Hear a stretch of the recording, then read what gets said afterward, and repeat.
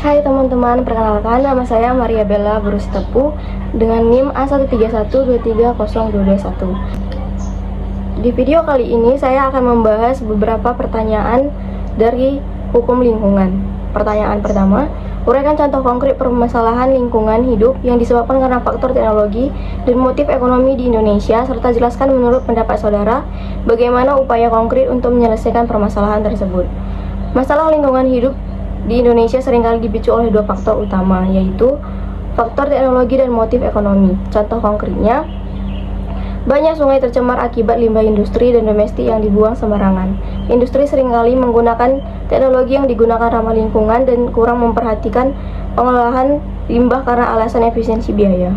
Selain itu, ada juga kerusakan lingkungan, kerusakan hutan akibat penebangan liar dan alih fungsi lahan untuk perkebunan atau pertambangan juga menjadi masalah serius.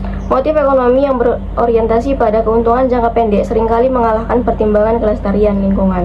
Nah, untuk mengatasi masalah tersebut, ada beberapa upaya yang bisa dilakukan. Yang pertama, pemerintah perlu memperketat regulasi terkait pengelolaan limbah dan penggunaan teknologi yang ramah lingkungan. Sanksi yang tegas juga perlu diterapkan bagi pelaku pencemaran dan perusakan lingkungan. Yang kedua, penting untuk meningkatkan kesadaran masyarakat mengenai pentingnya menjaga lingkungan melalui edukasi atau kampanye. Dan yang ketiga, pengembangan dan penerapan teknologi yang lebih ramah lingkungan perlu didorong, misalnya melalui intensif bagi industri yang berinvestasi pada teknologi tersebut. Dengan kombinasi regulasi yang ketat, kesadaran masyarakat yang tinggi, dan dukungan teknologi yang tepat, diharapkan masalah lingkungan dapat diatasi secara efektif. Nah, yang kedua, saya akan membahas soal mengenai sejarah perkembangan konsep sustainable development atau pembangunan berkelanjutan, yang dimana mulai dikenal secara global sejak konferensi lingkungan PBB di Stockholm tahun 1972, yang menekankan pentingnya keseimbangan antara pembangunan ekonomi dan perlindungan lingkungan. Pada tahun 1987, Komisi Dunia untuk Lingkungan dan Pembangunan merilis laporan Our Common Future yang mendefinisikan pembangunan berkelanjutan sebagai pembangunan yang memenuhi kebutuhan saat ini tanpa mengorbankan kemampuan generasi mendatang. Selanjutnya, pada konferensi Rio de Janeiro tahun 1992, konsep ini diperkuat melalui Deklarasi Rio dan Agenda 21 sebagai paduan global pembangunan berkelanjutan. Di Indonesia, konsep ini mulai diadopsi secara resmi dalam kebijakan nasional melalui Keputusan Presiden Nomor 13 Tahun 1989 tentang Repelita dan TAP MPR Nomor 2 MPR 19937. Selain itu, amandemen Undang-Undang Dasar 1945 Tahun 2002 memasukkan prinsip pembangunan berkelanjutan dan lingkungan hidup sebagai hak asasi manusia, sehingga Indonesia memiliki landasan konstitusional yang mendukung pembangunan berkelanjutan. Secara hukum, Indonesia mengatur pengelolaan lingkungan hidup melalui Undang-Undang Nomor 4 Tahun 1802 dan kemudian diperbarui dengan Undang-Undang Nomor 23 Tahun 1997.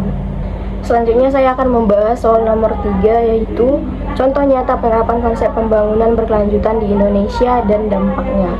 Contohnya itu, misalnya program rehabilitasi hutan dan lahan yang dilakukan pemerintah. Jadi, program ini tujuannya buat memperbaiki hutan yang rusak karena aktivitas manusia seperti penebangan liar atau pembukaan lahan buat perkebunan.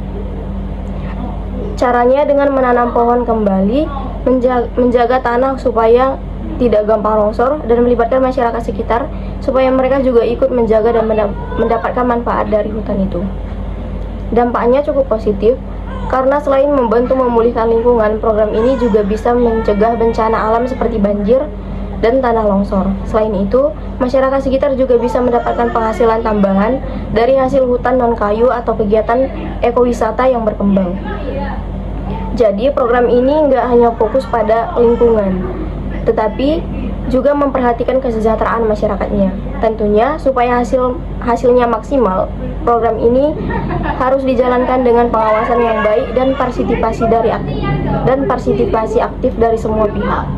Selanjutnya soal nomor 4. Menganalisis Undang-Undang Nomor 32 Tahun 2009 tentang perlindungan dan pengelolaan lingkungan hidup beserta perubahannya yang diatur dalam Undang-Undang Nomor 6 Tahun 2023 tentang penetapan Perpu Cipta Kerja menjadi undang-undang serta tiga pasal yang mengatur aspek administrasi, pidana, dan perdata.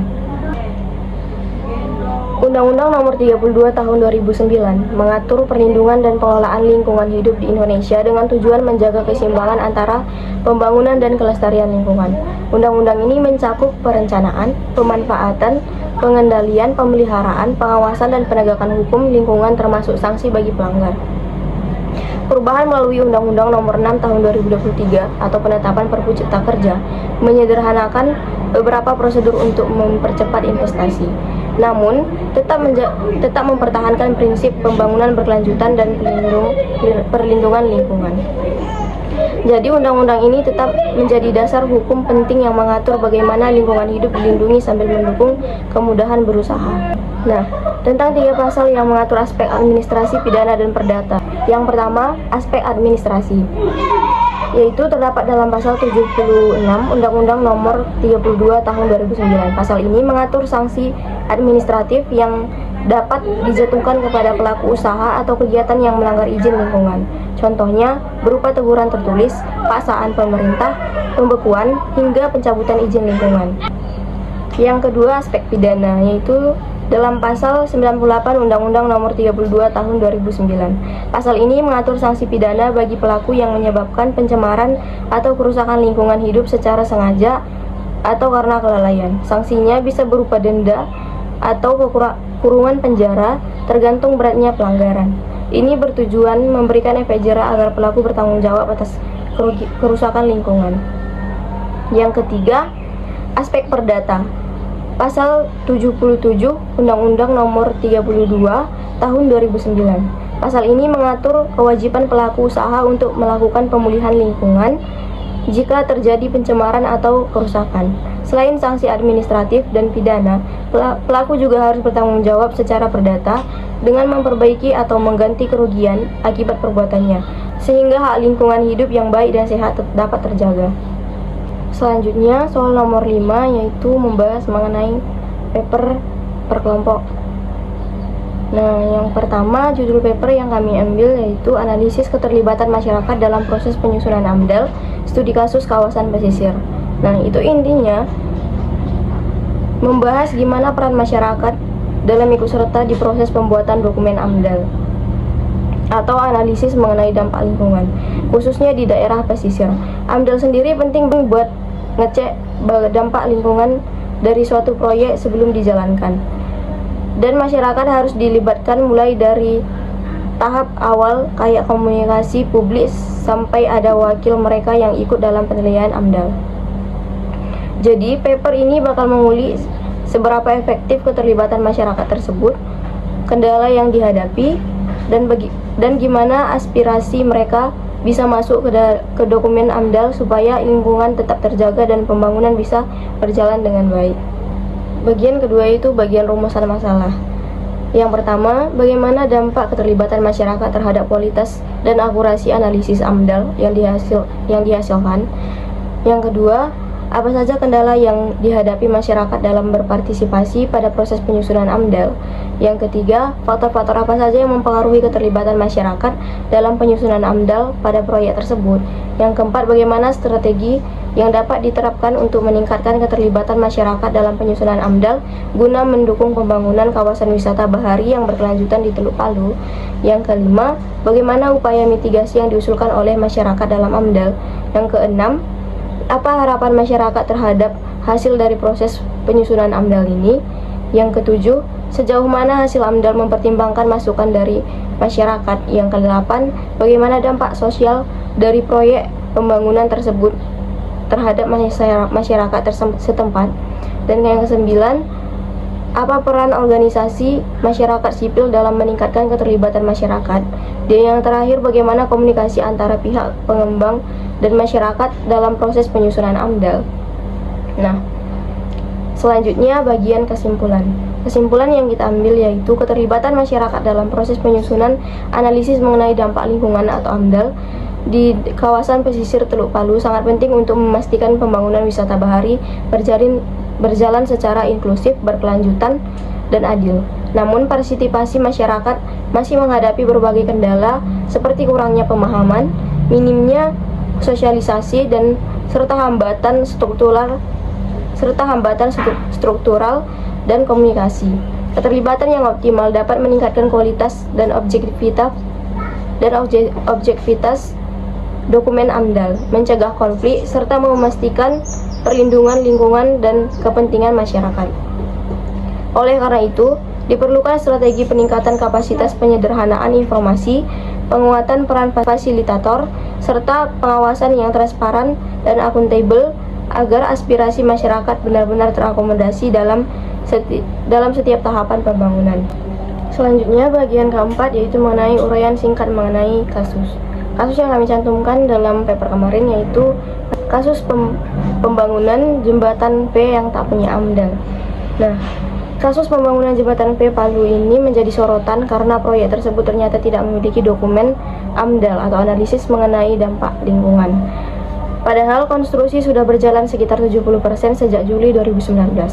Menurut Kepala Seksi Pembinaan dan Pengawasan Dinas Lingkungan Hidup Kota Palu, Agus Winarno, dokumen AMDAL seharusnya sudah ada sebelum konstruksi dimulai. Tetapi permohonan pembuatan dokumen lingkungan baru diajukan setelah pekerjaan berjalan, yaitu pada November 2019. Dinas Lingkungan Hidup Kota Palu sudah melakukan proses pemeriksaan dan memberikan rekomendasi perbaikan dokumen lingkungan, termasuk meminta surat rekomendasi teknis dari Balai Wilayah Sungai karena kaki jembatan berada di sempadan sungai. Namun, sampai saat laporan tersebut dibuat, dokumen perbaikan belum diterima. Pihak DLH hanya bisa memberikan rekomendasi terkait temuan di lapangan, sedangkan eksekusi seperti pembongkaran atau pencabutan izin menjadi kewenangan instansi lain. Jika pekerjaan tidak sesuai dengan kajian lingkungan, DLH dapat merekomendasikan penghentian atau pencabutan izin proyek. Selain masalah AMDAL, proyek jembatan V juga mengalami keterlambatan signifikan dengan 2 kali adendum kontrak dan progres pekerjaan baru sekitar 47% pada akhir 2019. Padahal kontrak awal seharusnya selesai Desember 2019. Konstruksi menghadapi kendala teknis seperti kontur tanah yang keras sehingga metode pengeboran harus diubah. Nah, bagian selanjutnya yaitu peran saya dalam penyusunan paper itu tentunya membantu mencari pembahasan, ikut membantu penyusunan sebagian dari paper dan membuat kesimpulan paper tersebut. Selanjutnya, soal yang terakhir yaitu penjelasan contoh konkret bentuk perwujudan asas perlindungan dan pengelolaan lingkungan hidup berupa asas kearifan lokal, asas partisipatif, dan asas ekonomi daerah. Yang pertama, asas kearifan lokal. Ini maksudnya pengelolaan lingkungan yang berdasarkan nilai dan tradisi yang sudah diwariskan turun-temurun di masyarakat. Contohnya di Desa Cipari, Jawa Tengah, masyarakat menerapkan sistem rotasi tanaman dan pakaian pupuk organik supaya tanah tetap subur dan tidak rusak. Ada juga contoh lain tradisi di Sumatera Barat yang mengatur hutan larangan, di mana masyarakat setempat tidak boleh sembarangan menebang pohon karena sudah ada aturan adat yang disepakati bersama. Dengan cara ini lingkungan tetap terjaga karena masyarakat punya rasa tanggung jawab berdasarkan kebudayaan tradisi mereka. Nah, selanjutnya yang kedua, asas partisipatif. Asas ini menekankan pentingnya keterlibatan masyarakat dalam pengelolaan lingkungan. Misalnya di Desa Cipari, kepala desa aktif mengajak warga untuk ikut dalam kelompok penanaman pohon dan pengelolaan sampah. Mereka juga sering mengadakan musyawarah untuk menentukan langkah-langkah menjaga lingkungan.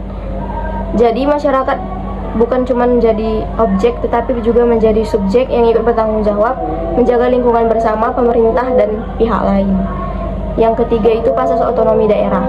Asas ini berarti pemerintah daerah diberi kewenangan untuk mengatur dan mengelola lingkungan hidup sesuai kondisi dan kebutuhan daerahnya masing-masing. Contohnya di Sumatera Barat, peraturan nagari atau semacam peraturan desa adat dibuat dibuat berdasarkan musyawarah antara pemangku adat, tokoh agama, dan masyarakat untuk mengatur pengelolaan hutan dan sumber air.